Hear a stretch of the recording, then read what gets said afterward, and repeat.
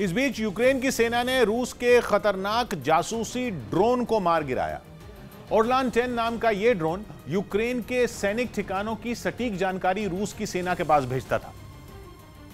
लेकिन इस बार वो ऐसा नहीं कर पाया, क्योंकि खुद छिपकर जासूसी करने वाला ड्रोन यूक्रेन के सैनिकों की नजर में आ गया और उन्होंने इसे ढेर कर दिया। इसकी कुछ तस्वीरें भी उनकी तरफ से जारी की गईं, जिनमें रूस का ड्रोन जमीन पर गिरा नजर आया। उसके पास ही यूक्रेन का एक सैनिक भी बैठा दिखाई दिया। यूक्रेन के मुताबिक रूस का ड्रोन कैमरे के जरिए ली गई उनकी सैन्य ठिकानों की जानकारी रूसी सेना के पास भेजता था, जिसकी मदद से रूस के सैनिक उनके ठिकानों पर बमबारी करके उन्हें तबाह कर देते थे। और इस बार भी ये ड्रोन ऐसा ही करने आया था, लेकिन यूक्रेन की सेना ने हमला करके उसे मार गिराया। और यूक्रेन ने इसे एक बड़ी कामयाबी बताया, क्योंकि रूस का ये जासूसी ड्रोन आसमान में सैकड़ों फीट की ऊंचाई से भी सटीक जानकारी देता है और इसमें उसकी मदद करते हैं ड्रोन में लगे अलग अलग तरह के कैमरे।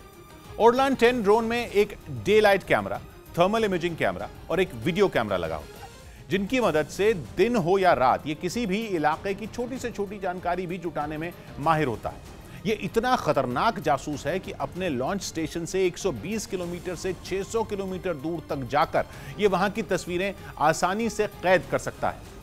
और इसी वजह से इसने यूक्रेन की सेना की नाक में दम कर दिया, क्योंकि सैकड़ों किलोमीटर दूर बैठी रूस की सेना को यूक्रेन के सैन्य अड्डों का पता ओरलान 10 ड्रोन की मदद से आसानी से चल जाता था।